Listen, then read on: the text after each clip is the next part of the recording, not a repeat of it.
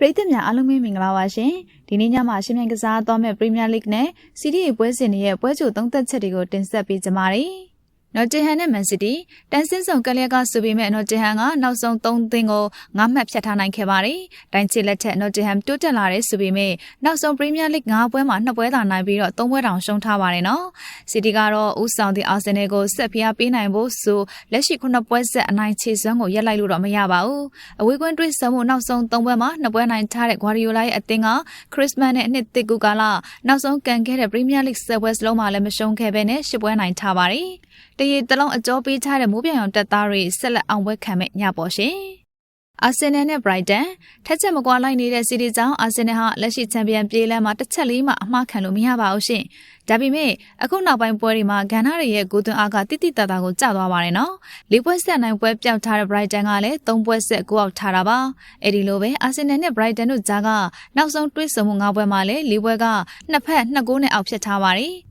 ဆိုတော့ဂိုးပေါင်းစီ335ပြအစားနဲ့ Emirates မှာဂိုးတန်တိတ်ကျန်းရမယ်လို့တော့မထင်ပါဘူးရှင်။ Bravo နဲ့ဘုံမောက်ပြီးခဲ့တဲ့ပတ်တုန်းကနိုင်ပွဲပြန်ရှာတွေ့ခဲ့တဲ့ Bravo ဟာတရားတီမှာအင်ကွန်းစွာတဲ့အသင်းပါရှင်။ပြားတွေကအခုရာသီအင်ကွန်းမှာ City နဲ့တပွဲသာရှုံးထားပြီးတော့နောက်ဆုံး Premier League အင်ကွန်း၄ပွဲမှာလည်း3ပွဲနိုင်ထားပါတယ်။တရားတီအဝေးကွန်းအားနေတဲ့ဘုံမောက်ကတော့နောက်ဆုံး Premier League အဝေးကွန်း၄ပွဲစလုံးမှာလည်းနိုင်ပွဲမရှိဘဲ3ပွဲရှုံးထားတာပါ။ဒါပြင်ဘုံမောက်က Bravo နဲ့ Premier League တွေ့ဆုံမှုတဲ့6ပွဲစလုံးကိုလည်းရှုံးထားပါတယ်။ Bravo တရေ40အကျော်ပေးထားသလိုဘုံမောက်သားတွေပြတ်တုတ်ခံရမှာပါရှင်။ဘန်လီနဲ့အေဗာတန်ပြီးခဲ့တဲ့အပတ်တုန်းက9ပွဲဆက်အရှုံးကိုအဆုံးသတ်နိုင်ခဲ့ပြီးမြဲဘန်လီတိုက်စစ်ကတော့ရုန်းကန်နေရဆဲပါပဲ။တရားဒီပရီးမီးယားလိဂ်ကဘန်လီရဲ့အင်ကွန်း10ပွဲမှာလည်း9ပွဲကဂိုးမများခဲ့ပါဘူး။ဇယားအလေကအေဗာတန်ကလည်းပရီးမီးယားလိဂ်မှာအဝေးကွန်း9ပွဲဆက်ဂိုးအောက်ကန်ထားပါတယ်။အဲ့ဒီလိုပဲဘန်လီအင်ကွန်းအေဗာတန်နဲ့ပရီးမီးယားလိဂ်တွေ့ဆုံမှုနောက်ဆုံး၄ပွဲမှာဆိုရင်လည်း3ပွဲကဂိုးမများခဲ့ပါဘူးနော်။ဂိုးပေါင်းစီနှလုံးပြား40အရှုံးပဲရှိတဲ့ဘန်လီအရက်ကတော့ဂိုးနဲ့ရုံဝင်ထဲမှာကြာရောက်နေပါတယ်ရှင်။လီဗာပူးလ်နဲ့ဟူနိုင်ပွဲပြန်ဆက်လာမှုနဲ့အတူလီဗာပူးလ်ကလမ်းကြောင်းမှန်ပေါ်ပြန်ရောက်လာပါတယ်။ဂျိုဂျာနီတွေဟာ2မှတ်သာရသေးတဲ့ဇယားအောက်ခြေသင်းနဲ့အင်ကွန်းကန်ရတဲ့အခွင့်အရေးကိုလည်းလက်လွတ်ခံမှာတော့မဟုတ်ပါဘူး။ပရီးမီးယားလိဂ်10ဝက်ဆက်ရှုံးတဲ့ဟူကတော့ပြန်မလာနိုင်တော့တဲ့အသင်းလိုပါပဲရှင်။ဒါပြင်ဝန်ဘလေတွေဟာလီဗာပူးလ်နဲ့ပရီးမီးယားလိဂ်တွေ့ဆုံမှုနောက်ဆုံး18ပွဲမှာလည်း16ပွဲရှုံးထားပါတယ်။နှလုံးပြား40အကျော်ပေးထားတဲ့ဂျိုဂျာနီတွေအန်ဖီမှာအမြင့်ပြန်နိုင်အောင်မှာပါရှင်။ဝက်ဆမ်နဲ့ဖူဟယ်နူနိုဆန်တိုလက်ထက်မှာလည်းဆက်လက်ရုန်းကန်နေရဇဝက်ဆမ်ကပရီးမီးယားလိဂ်မှာ6ပွဲဆက်နိုင်ပွဲပျောက်ထားပါတယ်။တန်ဆင်းစုံတွေကဟမ်မာရီဟာနောက်ဆုံးအင်ကွန်း၄ပွဲမှာတော့လီဗာပူးလ်နဲ့ဗီလာရိုကိုသာရှုံးပြီးတော့2ပွဲနိုင်ထားပါတယ်။ဇယားအောက်ပိုင်းကဖူဟယ်ကတော့လောလောဆယ်ပရီးမီးယားလိဂ်မှာအဝေးကွန်း2ပွဲဆက်နိုင်ထားတယ်ဆိုပေမဲ့အဝေးကွန်းပွဲတိုင်းတော့ဂိုးပေးထားရပါတယ်ရှင်။ဒါ့အပြင်အနောက်လန်ဒန်သားတွေဟာဝက်ဆမ်နဲ့အဝေးကွန်းတွေ့ဆုံမှုနောက်ဆုံး10ပွဲမှာလည်း9ပွဲရှုံးထားတာပါ။တဲဖွင့်ထားတဲ့လန်ဒန်ဒါဘီမှာအမှတ်လိုအပ်ချက်ပြင်းထန်နေတဲ့ဟမ်မာရီနောက်ပဲလိုက်ချင်ပါတယ်။ Chelsea နဲ့ Villa အထက်အောက်အဆင့်4နဲ့3ဆိုပြီးမြဲ Chelsea က Villa ထက်တော့9မှတ်ပိုပြီးတော့နည်းပါတယ်။ဒီဟာဒီ Chelsea ကအင်ကွန်းမှာကိုမသွတ်နိုင်တဲ့ပွဲလည်းမရှိပါဘူးနော်။လက်ရှိ Villa ကလည်းပြိုင်ပွဲဆောင်10ပွဲဆက်အနိုင်နဲ့အတူရက်တက်မြဖြစ်နေတာပါ။ဒါပေမဲ့ဗီလာကအဝေးကွန်းဆိုရင်တော့အမြဲလို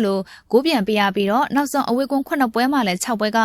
အပြန်လည်သွင်းကိုရှိုံတယ်မဟုတ်ပဲနှစ်ဖက်3ဂိုးနဲ့အထက်လည်းရှိခဲ့ပါတယ်ဒီအတိုင်းဆိုဂိုးပေါင်းစီ335ပြားအစားနဲ့ Stamford Bridge မှာဂိုးတန်တညံညံကြားရမှာပါရှင်လက်ချီနဲ့ကိုမိုဇယားအပိုင်းကဆိုပြီးမြဲလက်ချီကအင်ကွန်း2ပွဲဆက်နိုင်ထားသလိုအင်ကွန်းခံစစ်လည်းမှာပါတယ်ရှင်ခက်မပုံစံကြောင်းလဲလက်ချီရဲ့နောက်ဆုံးစီးရီး10ပွဲမှာ9ပွဲကဂိုးမများခဲ့ပါဘူးကိုမိုကတော့နောက်ဆုံးစီးရီးအဝေးကွန်း9ပွဲမှာ4ပွဲဂိုးပေါက်ပျောက်ခဲ့ပါတယ်ဂိုးပေါင်းစီနှလုံး35ပြအရှုံးပေါက်သလိုဂိုးအောက်ကပို့ပြီးတော့ကောင်းပါတယ်ရှင်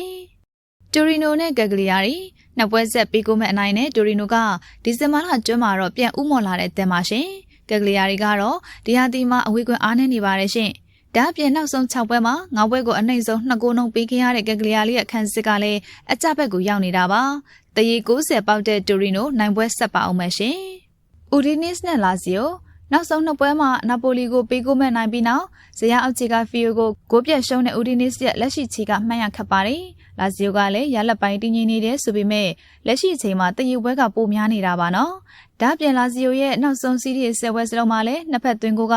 2ဂိုးနဲ့အောက်ခြေဖြတ်ထားပါတယ်။ဂိုးပေါင်းစီနှလုံးပြား30အရှုံးပေါက်တယ်လို့ဂိုးအောက်ကပို့ပြီးတော့တေးကြမှာပါရှင်။ ပီဇာနဲ့ဂျူပင်တက်တန်းစင်းစုံတွေကပီဇာဟာနောက်ဆုံးလေးဝဲမှာ3ပွဲရှုံးထားတဲ့တင်ပါရှင်ဂျူပင်တက်ကတော့ Spalletti လက်ထက်မှာတော့အတော်လေးကိုရလက်ကောင်းလာပါတယ်ပြိုင်ပွဲစုံနောက်ဆုံး9ပွဲမှာဆိုရင်တော့ဂျူပင်တက်6ပွဲနိုင်ခဲ့တာပါ